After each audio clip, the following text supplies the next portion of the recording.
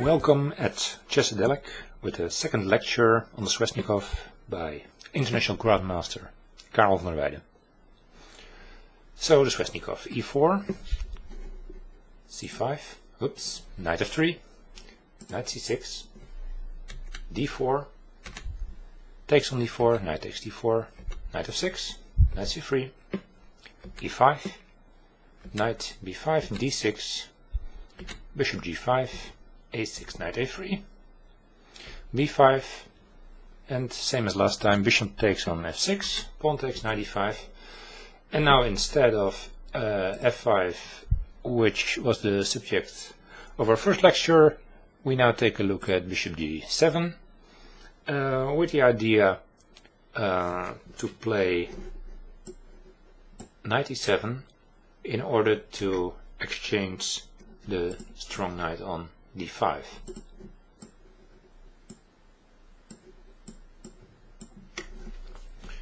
Okay, so play continues, bishop d3, knight e7, knight takes e7, queen takes e7.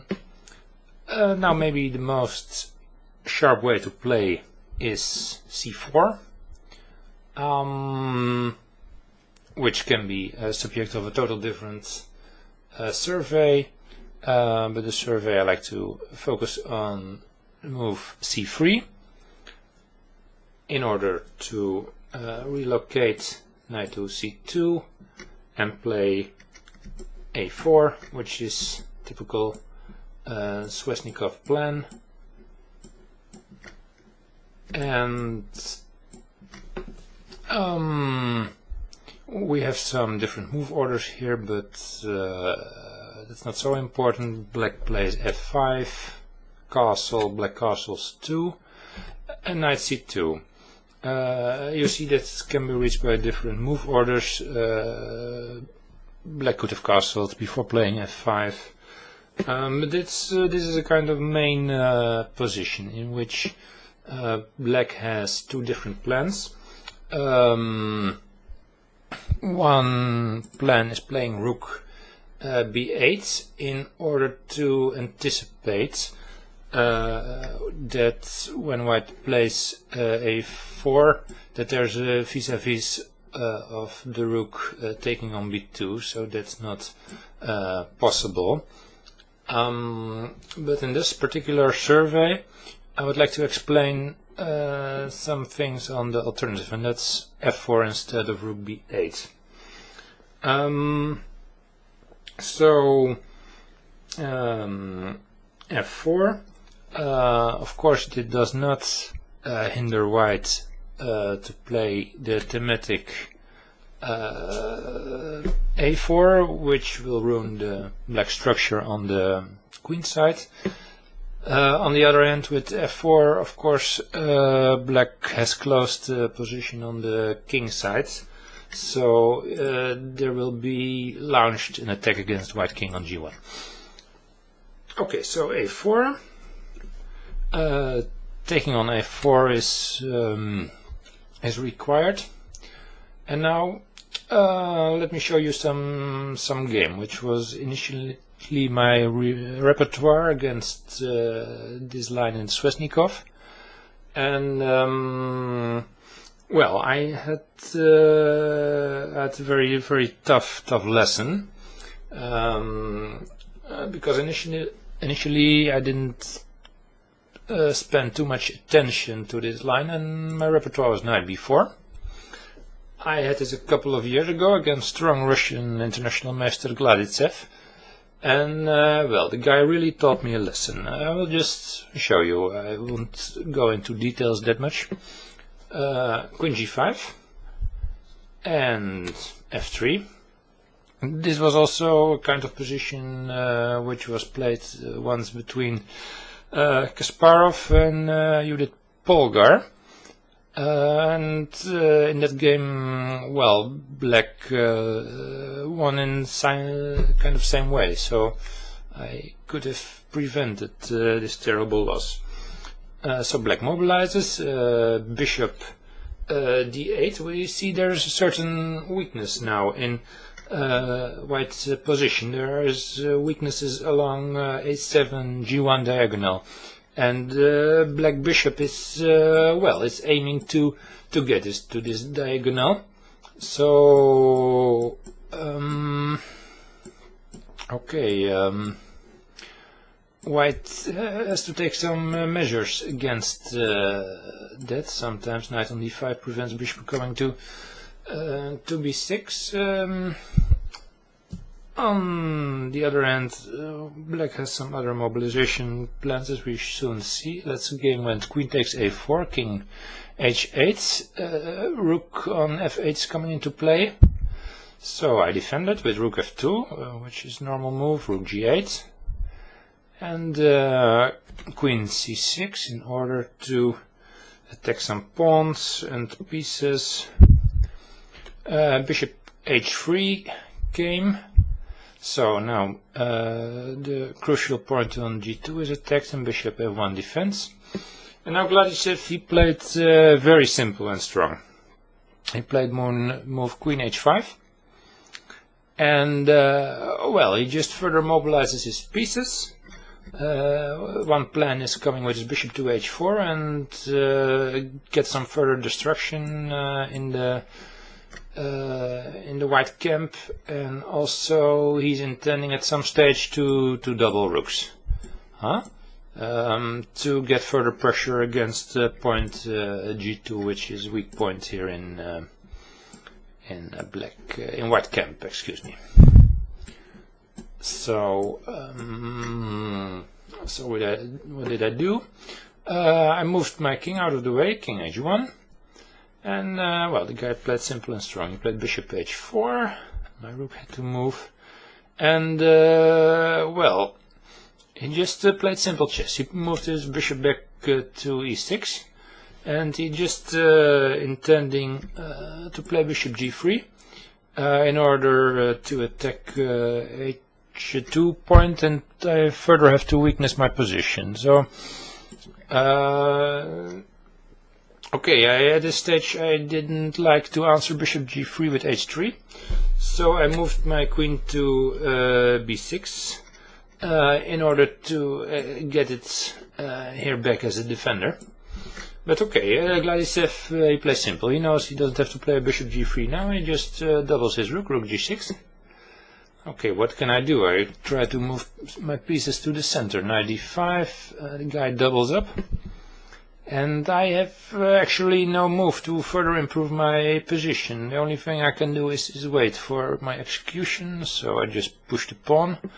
And, well, the guy moves his bishop in, this is the moment.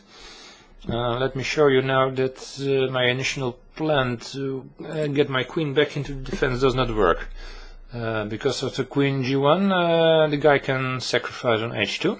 I take with queen, he moves his queen out of the way, and there is no defense against rook a6 winning. So yes, here we have it. Okay, so I had to weaken my position further by playing h3, and now the guy just well, he eliminates me. He took on h3, I took back, bishop e1, very strong move. I cannot take on e1 because queen takes f3 is finished, so I had to cover f3, but okay, it doesn't help. The guy moves his rook in, which threatens rook takes h3, checkmate. So I tried some moves just in order to keep the ball in play, but it didn't help. Knight takes f4 takes, I gave a check. Well, that was it. I managed once more to cover my h2 pawn, queen g5 with all sorts of threat, rook g2. But not only rook g2 was the threat, also rook takes h3 made me resign, because king takes, queen g3 is checkmate at 1. And bishop takes his queen g3, king h1, queen takes e3, f3 is hanging. So this was very valuable lesson. And okay, what I gained from this was that I have to take serious look at this line in Sveshnikov, and I did so. I had help from a couple of guys. I would like to mention Grandmaster Yasser Sarawan, who analyzed some of these positions with me, and also my good friend International Master Elke Wiersma, who also had this on his repertoire with black. So I knew that that later games would I would have more theoretical baggage and also more strategical knowledge. So when I got this, I got it in 3 more games, and I decided to play it in the future with rook takes a4, leaving the knight on c2. I will explain later why. Now the main move here again is queen g5, attacking at once, but there is also a more passive move, which I had against strong international master Klaus Klunt, who played and still plays for Bayern Munich, and he played in the team which in the 80s was always German champion with Sultan Ripley and Robert Hübner. So this is a guy to reckon with. So he played bishop b7 against me. I played queen e2. And okay, just some lines to understand the position in the game. A5 was played, but f5 is an interesting move. There are some tactics here. You have to take on f5 here, and let's say sharp d5. There are even more tactics. Rook takes f4, and you would say that after queen d7 it's a sort of double attack, because on the one hand rook on f4 is hanging, and with e4 as a threat bishop on d3 hangs, but white saves himself, rook h4, e4, queen h5 with decisive attack if black takes the piece. So after queen e2 it's required, as Klaus Klunt did, to save his to save his pawn for the moment with move a5. Okay, so he played a5, and I double up against pawns with rook f1, and the guy plays queen c7 in order to defend the guy, and here my move is knight a3, and I will show you that b4 doesn't really work. I mean, I managed to get a passed pawn with takes b4, and rooks are exchanged on a8, bishop a8, take on b4, maybe looks favorable, but after a move like queen c3, black is disturbing all kind of things, so and has lots of counterplay. So I played knight a3. Well, plan is very obviously to play knight c4 and attack furthermore pawn on a5. So here bishop c6 was moved by Klaus Klunt, and I have to defend of course with bishop b5, and well, he moves his bishop back to b7, which maybe was not the best. I think best for black maybe here to play d5, because when bishops are exchanged on c6 and queen b5, which also forces the exchange of queens, with b4, okay, I win my pawn back, and ending maybe doesn't look so good for black, with bishop on g7 being a bit passive, and I have passed pawn. It's very difficult to win. On the other hand, not very attractive for black to play such kind of ending. So, well, I kept pieces on the board with bishop b7, but now I can I can execute my plan. I can play knight c4, and pawn on a5 is lost. Of course, black plays in typical Sveshnikov style, f5, to get counterplay, activate pieces, but it most probably will be too late. I take with my knight on a5, and well, there are some nice tactics here. Let's see if the guy takes on e4. I can exchange queens with queen c4, and rook f7, and taking the bishop, knight takes b7, rook takes a4, rook a4, queen b7. Here I have very nice tactical move, bishop e8, winning exchange. So okay, so he couldn't take on this position with pawn on e4, he had to take with his bishop on e4. Okay, I managed to exchange queens again. Queen takes, bishop takes, and here there's important splits.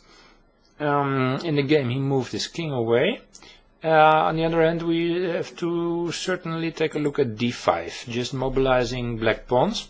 On the other hand, we already see that bishop on e4 can get into severe trouble as well in these lines, because bishop b3, and we see there is no defense. The bishop will be captured. Rook b8, f3, well, there you have it.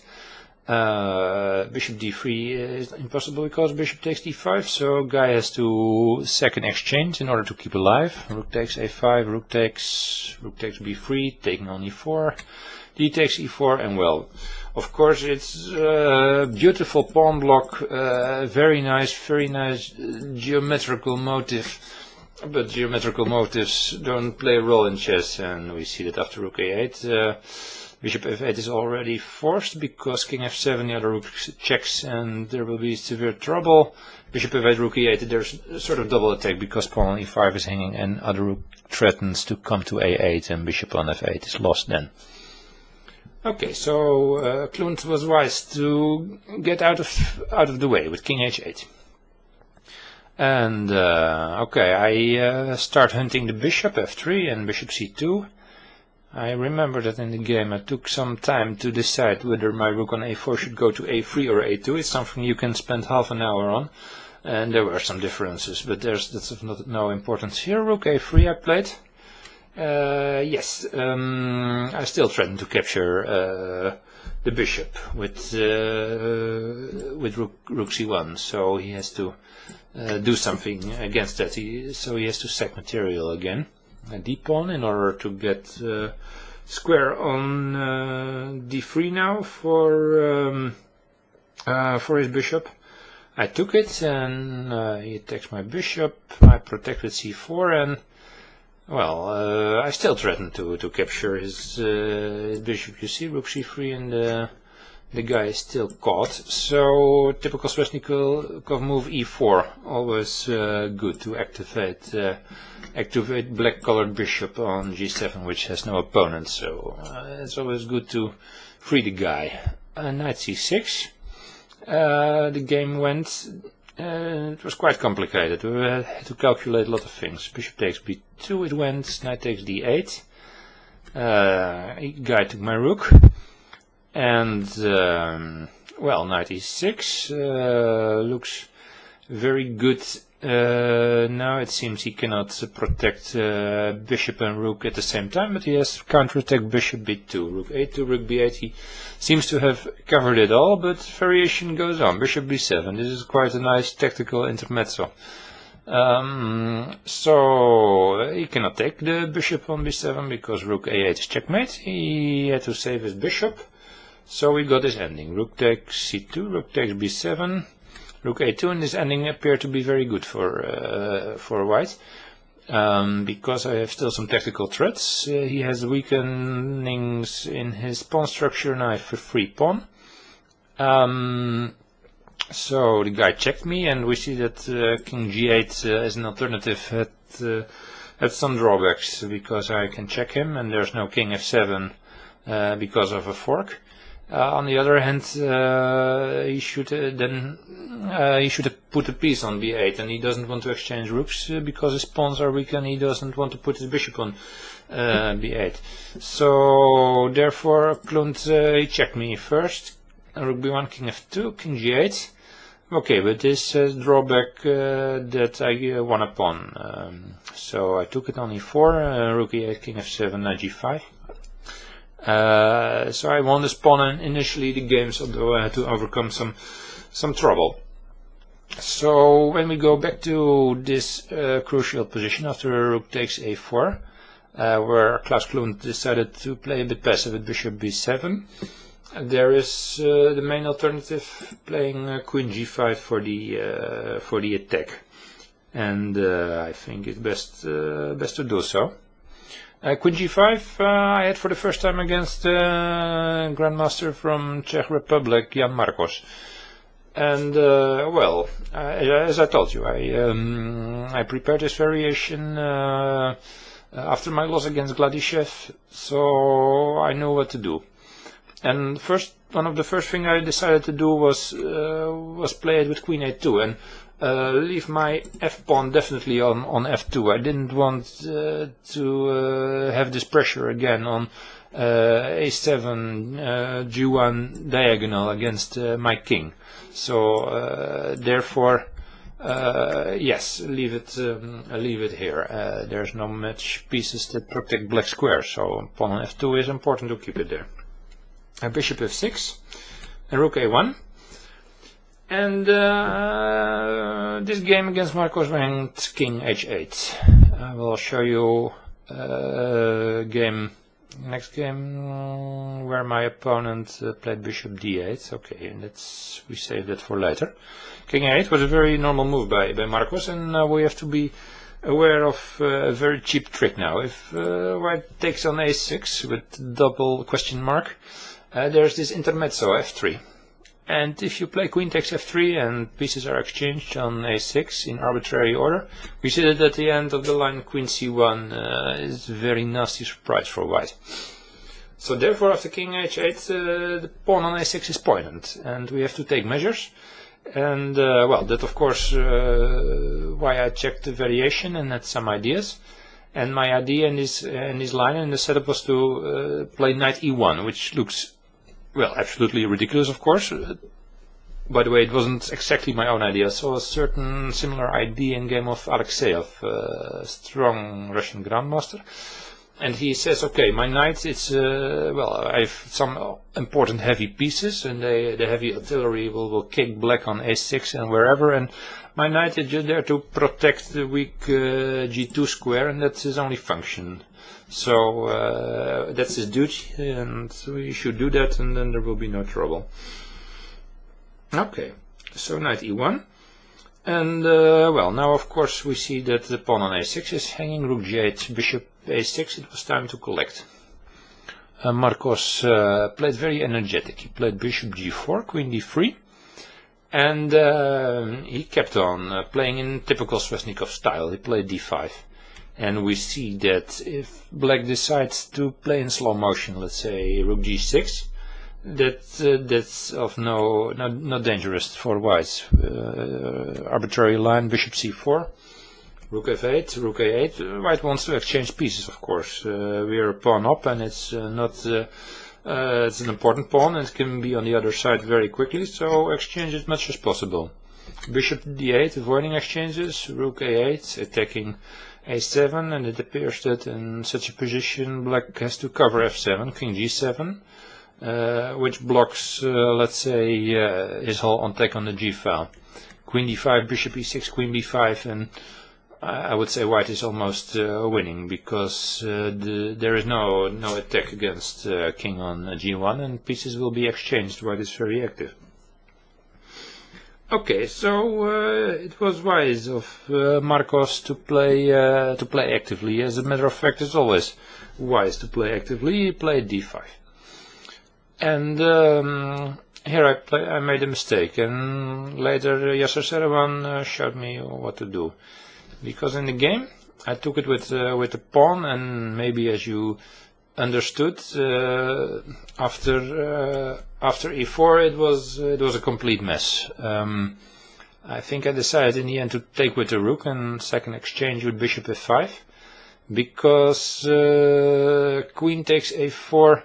There were very nasty tactics. It was something maybe rook e8 and rook takes e1, and on g2 it was all sorts of trouble. And by the way, it wasn't bad to play bishop f5 either in this at this particular moment. So that's what happened if you come under pressure after such a forcing move like d5. In the end, then Yasser showed me how to play. He said, of course, you have to play bishop b7 because it exchanges pieces. And I will show you the line, which is very good for white. Rook takes a4, rook takes a4. And well, black has to continue playing energetically with f3 because well, otherwise d5 is just lost. And now white has to be careful. Not good now to collect the pawn. Bishop takes d5 because queen c1, queen e3, queen d1. There is very nasty initiative here, and on the back rank white will not solve these problems. Therefore, after f3, he has to strive for exchanging queens with queen e3, which he will manage to do so. Queens will be exchanged, but this is of course major victory for white. Now there are less chances to get mated. Still we have to be careful. We take back the queen, black takes on g2, and now it's time to take on d5, because to take on g2 is poisoned. Now there will be all sort of pins or bishop d1 things. And bishop g5, still checkmate is threatening. Let's be careful, and here white can second exchange with rook takes g4, because we see that the resulting ending, bishop takes e3, king takes g2, rook takes g4, queen f3, is very good for white. Let's say rook g1, knight e3, because white has very active king in this ending, but also he has three passed pawns which cooperate very nicely.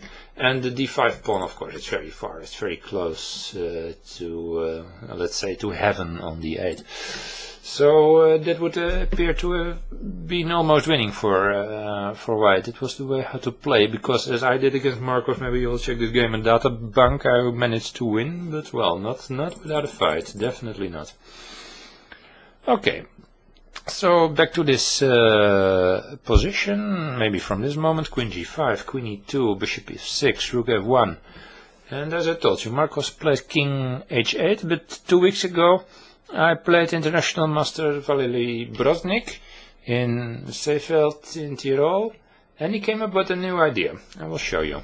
He played bishop d8, well, it's of course nothing surprising. He wants to put his bishop on a7, g1 diagonal. But okay, let's see what he had in mind, because he thought of something. Okay, I played my knight e1 because the cheap trick bishop takes a6, f3 still works. And okay, he plays a5. I thought, oh, strange what the guy is doing, because after b4 I will get a passed pawn. I will win a5 anyway. But he has thought about this. He prepared this tricky guy. He played bishop b6. I took it, and well, just put this bishop on c5. He could have put it on a7 also. And here I understood that he has really thought of something, and he did not prepare this with computer, because computer would never suggest to give a pawn, let's say, for nothing. He has a horizon problem, so he will not see what the effect is in the long term. But Broznik understood this. He did not sack a pawn, but he activated the piece. So okay, and well, I had to think of something, and I did not prepare this pawn sacrifice. It was new to me, and I think I did very well until a certain moment, but we will see. I played queen d2, which was I think a clever move. It pins the pawn on f4, as we see, because queen on g5 is hanging, but also harmonizing the position, as we will see next move. Because I can play bishop f1, I can further, let's say, dig in and cover my weak pawn on g2, and knight on e1 is more mobile. Okay, maybe the guy should have played rook g8, but it's very subtle here. But Broznik decided to play bishop d7. Now, already knew long before what I would decide to do. And bishop d7, I would definitely play bishop rook b4. Because it's important in this position to eliminate a pair of bishops. This is a lethal black weapon. And we see if he takes on b4, I take with my c-pawn back, I got two connected passed pawns. I also then got d6 as a weakness. I think white is almost winning. So Broznik was very wise to play bishop c6 and not let my rook on b4 just stay there. And it was on that moment that I made a mistake, but it was not so easy. But I played a bit of a loose move. I played a6 because I wasn't really sure what the guy was doing, and I say, okay, I put my pawn there, and show me what you've got. And the guy had f5, and I immediately understood that I was in severe trouble.